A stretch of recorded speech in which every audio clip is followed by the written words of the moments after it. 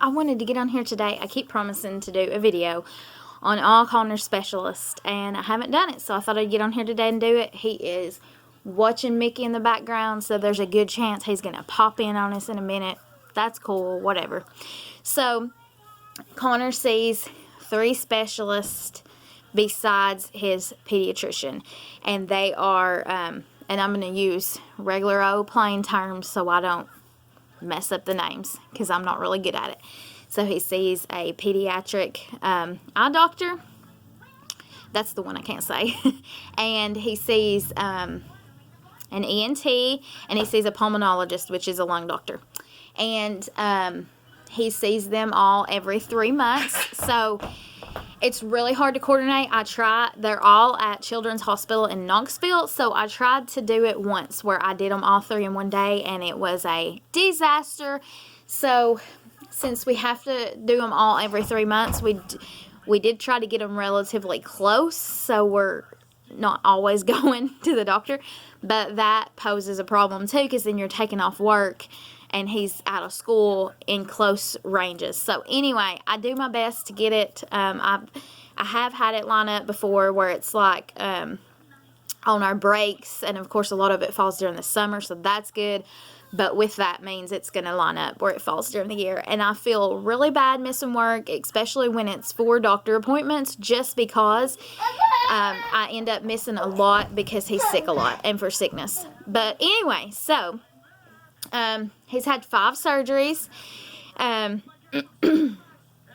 The first surgery was right after he came home. It was a problem we knew he had. It's kind of private, so I'm not going to share it all on here, but you can ask me privately, and I'll have no problem telling you. But so it was a condition we knew he had, and we knew needed fixed before he came home. So he came home in January, and we had that done in March.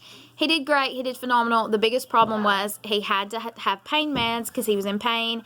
But then the pain meds would make him feel really, really good, and he would be up, like you can hear him now, acting crazy and running around, and he was not supposed to be running around and acting crazy. So it's like a fine line between you don't want him feeling so good that he's going to get wild and bust a stitch or something, but you also don't want him in any pain. And it is really hard, any mom would tell you, with a child that's nonverbal, to take care of their pain tolerance, because they normally have a very high pain tolerance, and Connor does, so it's really hard. But anyway, so he had tubes put in his ears by his ENT.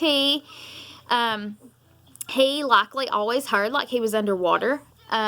Although he does have good hearing. We found that hearing was fine. So, ear tubes. He was also put to sleep to have an ABR, and that is where they do a hearing test while he's asleep. And what they do is they hook him up, and they can tell, they'll play sounds, and they can tell by his brainwave if he heard it. And they'll play like whispers and louder sounds, and and they can test his hearing. And that's how we knew his hearing was good, because he would not comply for a hearing test. Could he do a hearing test? Absolutely, if he wanted to, but he is stubborn, and he does not want to. He gets very agitated, and he'll just cross his little arms and tell us, nah. And so, anyway, we've yet to have him comply for one, but I'm hoping as he gets older and we, try to make it fun and try to show him that it's not a bad thing, that he will comply. But anyway, for now, the ABR is enough. We feel confident he can hear. He likes to ignore us. So anyway, he also had his eyes operated on. They shortened his eye muscles so his eyes could not turn. His eyes were turning in. Normally it was just one, but if you covered the one, the other one would turn in. He's wild today. Anyway, so he also had that done. He also had, I know I'm forgetting something because, let's see, the first surgery, tubes, ABR, eyes, tonsils and adenoids. He had his tonsils and adenoids stick out. It was horrible. You can find the video on here about his recovery. But as horrible as it was so worth it, y'all. His sickness, I kid you not, is more than cut in half. Now, does he ever get sick? Yeah, he's a kid that goes to public school. Of course he does. And not only is he in public school, but I work at our public high school. So, like, I'm bringing in stuff, he's bringing in stuff. And our pediatrician told us one time, y'all are doomed. because you're bringing in all this stuff. But anyway, it's fine. So it's been phenomenal for him. But what I do tell parents is get ready for a hard recovery.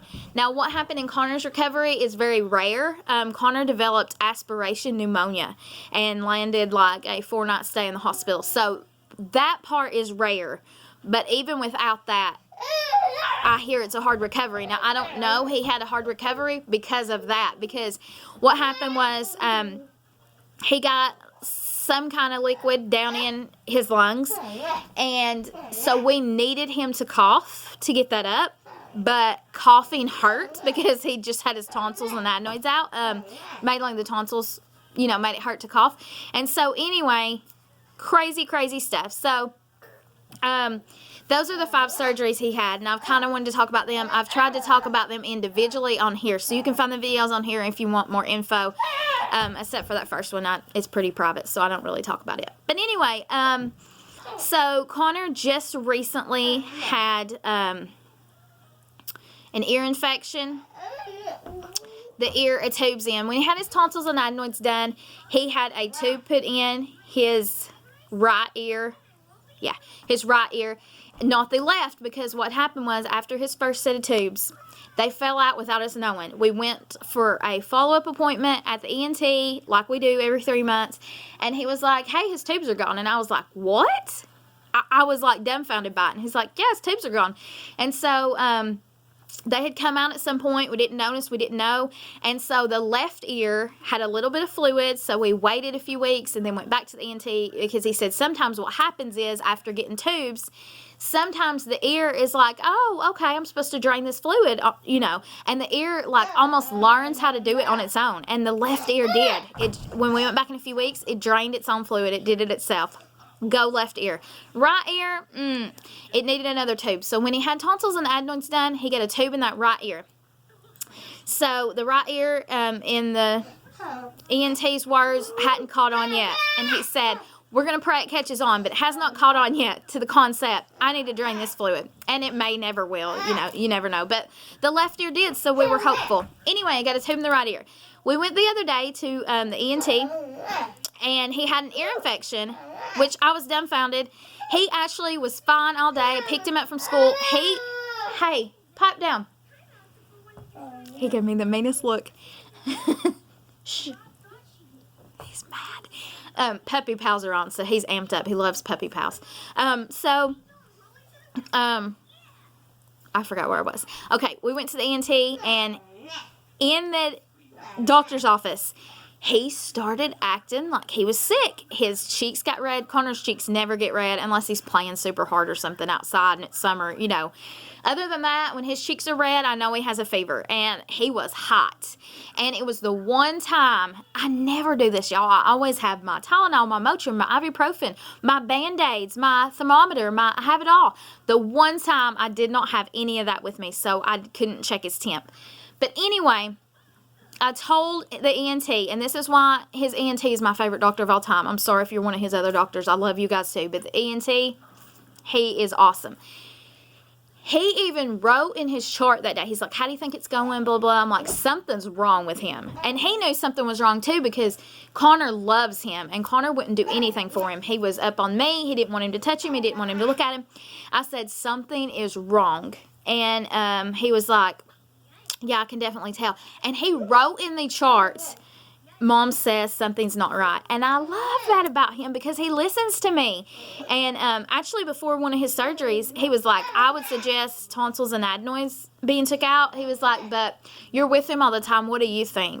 Do you want to wait or what do you want to do? And I was like, let's do it.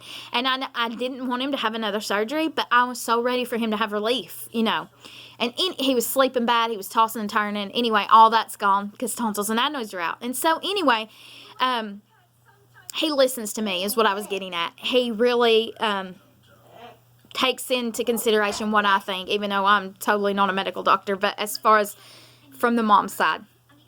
So he looked him over. He finally figured out. He is so wild. He has an ear infection and we need to go on antibiotics. And I'm like, oh, antibiotics kill Connor. I mean, they make him so sick. Diarrhea. I know y'all don't want to hear all that. But anyway, what happens is, it's like water. I'm sorry. I know y'all don't want to hear this. But I want you to know how bad it is. It's so bad. And one of the worst parts, and you're going to think I'm crazy, there's no smell. And I think that you probably think that sounds like a blessing, right? No smell? Not when it's like water, folks, because he will be covered, socks included. I can't tell you how many times I've had to change socks on him. If that don't tell you how bad it is. And you have no idea until it is all over.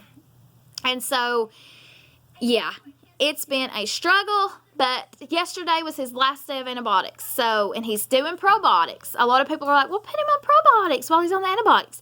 I do. And it helps make it not as severe. It's still really, really, really bad.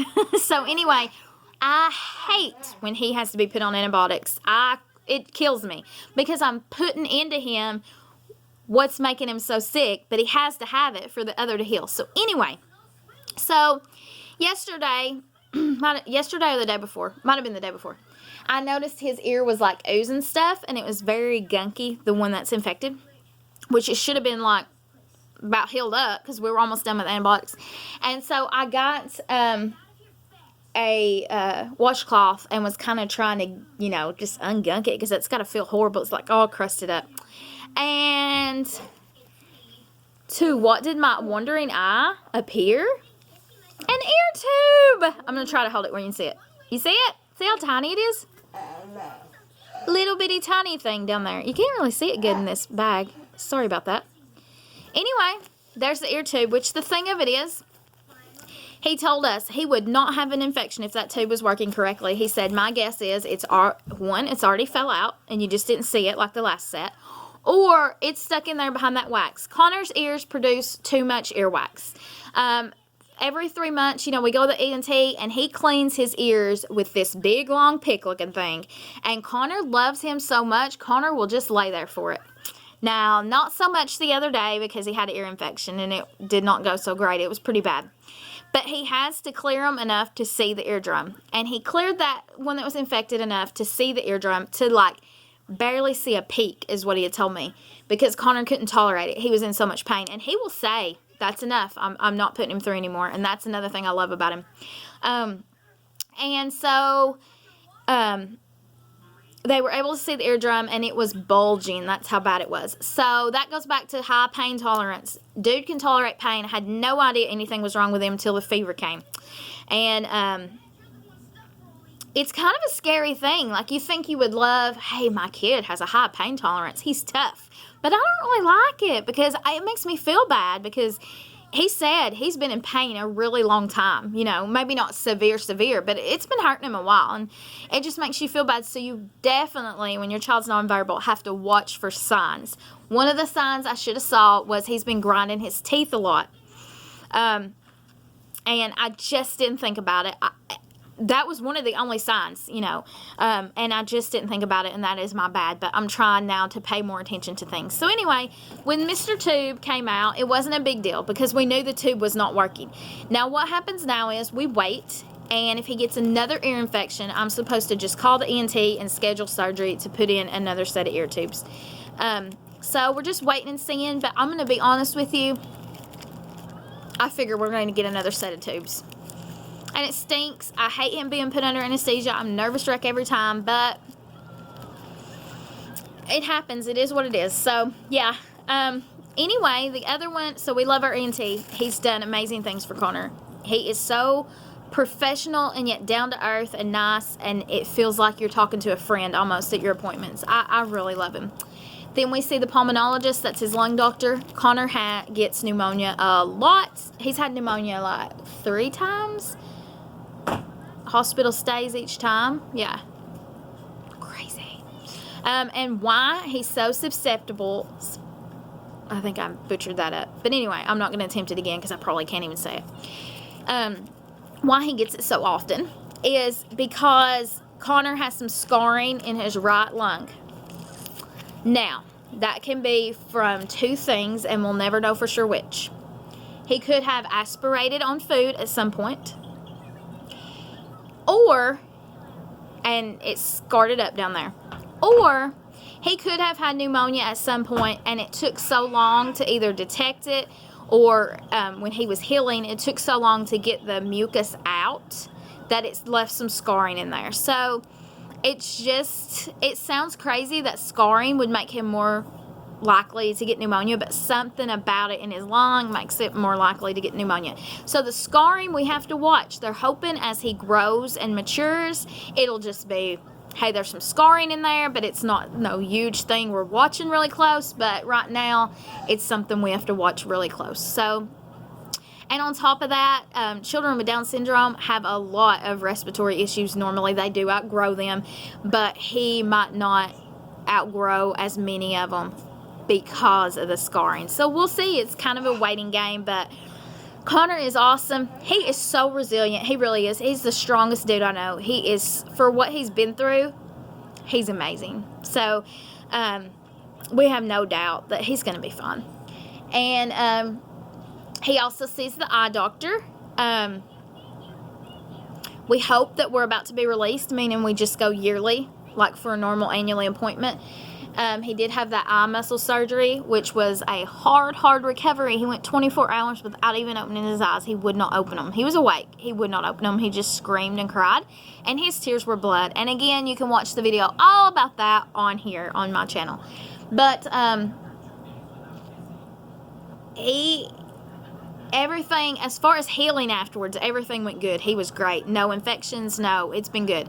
And so his eyesight is good. He is doing really well, and he does good in those appointments. So, yeah.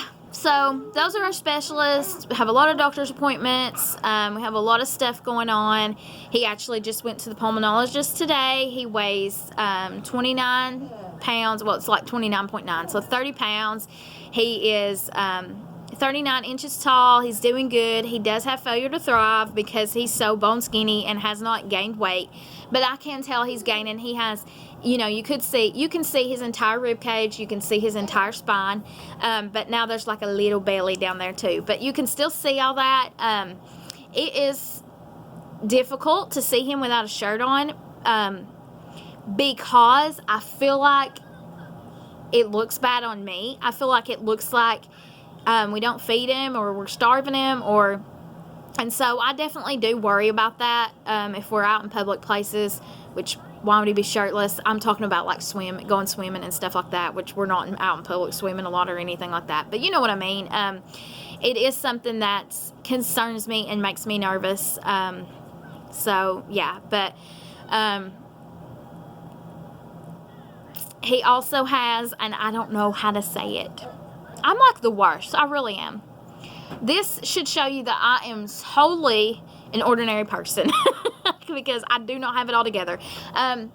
It's where his chest caves in, and it's just how he's made. It's just how he was born. It's called pectus something. Anyway, I would butcher it if I said it. Anyway, and he's caved in right here. It's indented, and it's kind of a cosmetic thing for him. It hasn't shown any trouble. The only trouble that can come from it is as he grows, it could push on his lungs. It could push down, and that could pose an issue. But right now, everything's fine. It's nowhere near pushing on his lungs. You just have to watch as he grows and develops that like also kind of expands and grows and don't stay.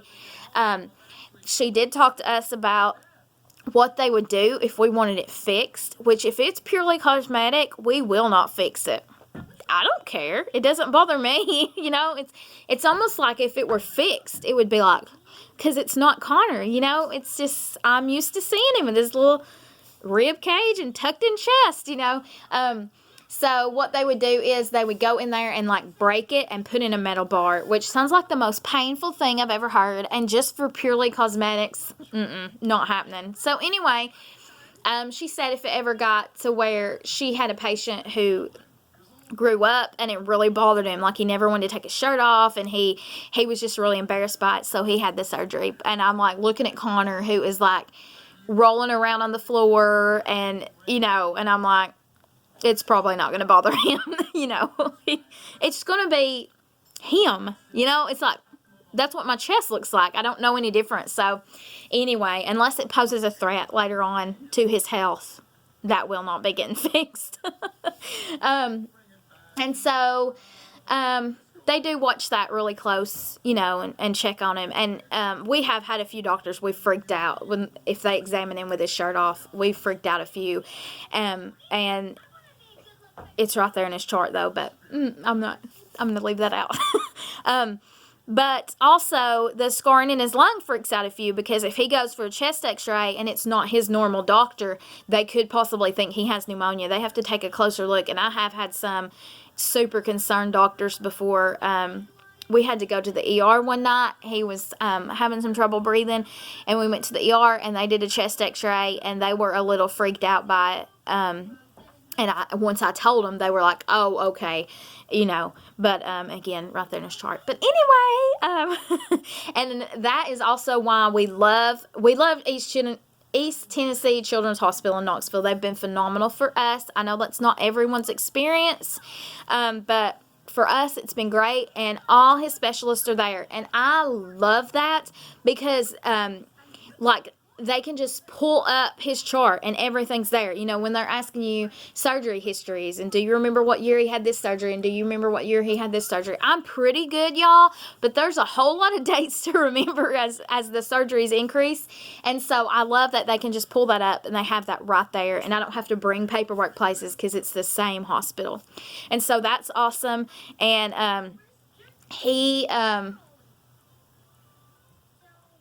yeah, I lost my train of thought. I was going to tell you something else. I totally don't remember.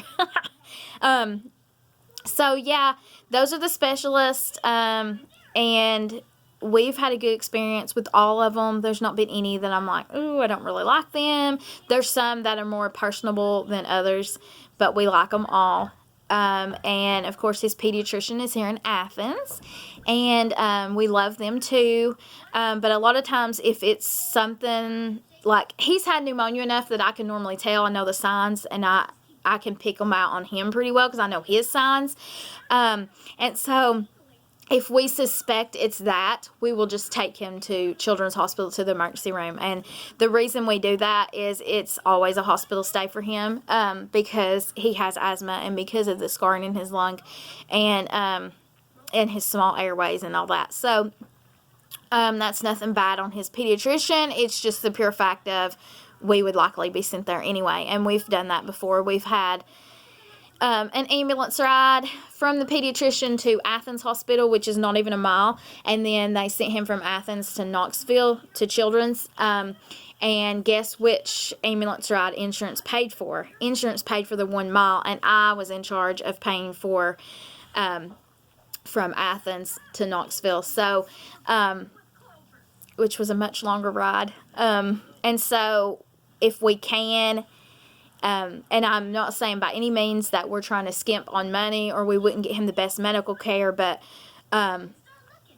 if it's something we think is pretty serious, we will go ahead and drive him to Children's, and that's just trying to cut out a middleman. I hate to say that when that's like cutting out his pediatrician, but you know, sometimes you just know, and we're trying to save where we can so we can provide him with other things and not be spending all our money on some ambulance rides, because if you've ever had to pay for one, they're super expensive.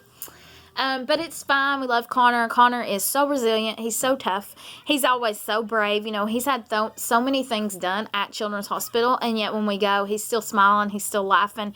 And that just shows you a little bit about his character and about his resilience and his joy. And he is just a really happy kid. And so I just wanted to get on here and talk about his specialist.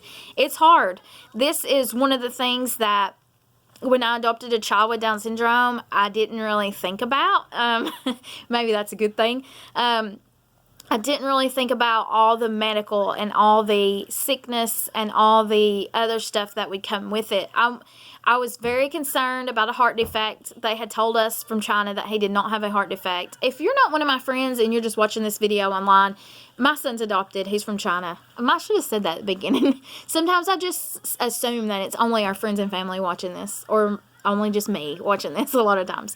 But anyway, so I I was very concerned about a heart defect. China had told us he didn't have a heart defect, but still, I wanted a doctor here to look at him and to check him, and they did, and there was some fluid around his heart that they were a little nervous about, and so we had to go back in 6 months to have that checked to make sure it hadn't increased. It hadn't increased, so we got released from the heart doctor, and it was another doctor at Children's again. That's so nice to have on the medical chart, because any new doctor we see immediately ask about heart defect, and we're able to say no, and he saw this doctor here, and they can pull it up on their chart. So that's nice, and we are thankful he didn't have a heart defect. But in my mind, when we were in the adoption process, once we were matched with Connor, that was the only thing I was worried about medically.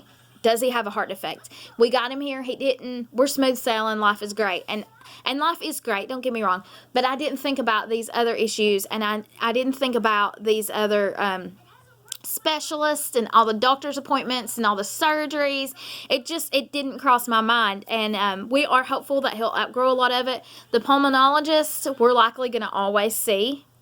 Even if he does grow out a lot of his respiratory stuff, just to keep an eye on that scarring. Now, will we always go every 3 months? Maybe, maybe not. It depends on how much of the respiratory, I can't say it. It depends on how much of that he outgrows. If he outgrows a whole lot of that, then we could probably go to every 6 months. We'll just kind of have to wait and see. And also, that's the only medication he's on. I have people ask me a lot. He's on Flovent. It's an inhaler. He gets it twice a day, and that is to keep his lungs strong and try to keep infection or anything out of them.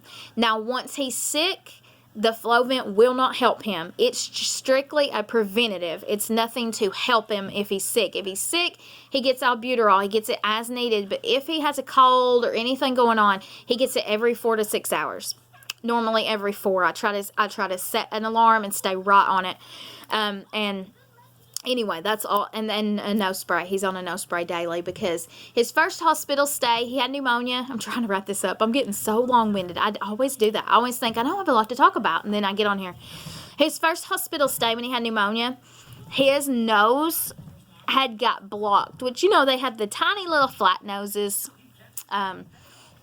Connor does. And so the nostril holes are like tiny, tiny, and they had got blocked, and they had to take tubes and go all the way down his nose and throat to unblock them. And so we're on a daily nose spray now, and that is a preventative from hopefully ever having that occur again, because it was awful.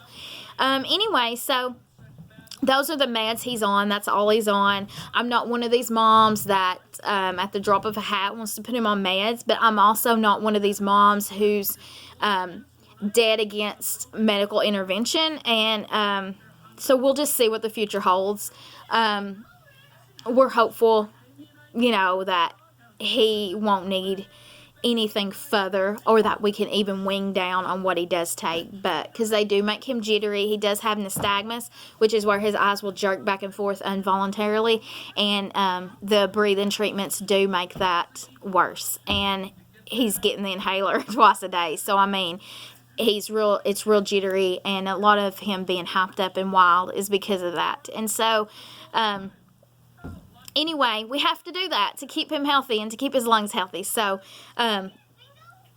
all in all, he could be a lot sicker.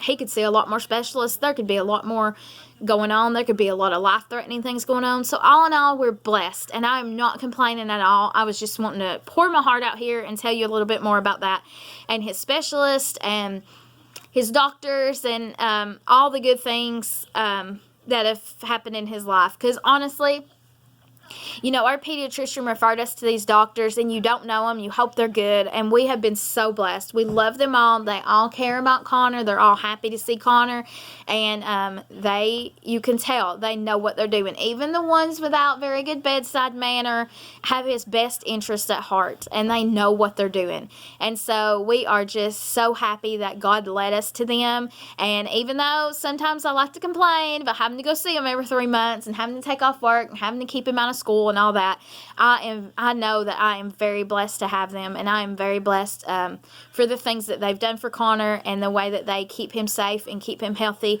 and doctor him when he is sick and issues do arise. So yeah.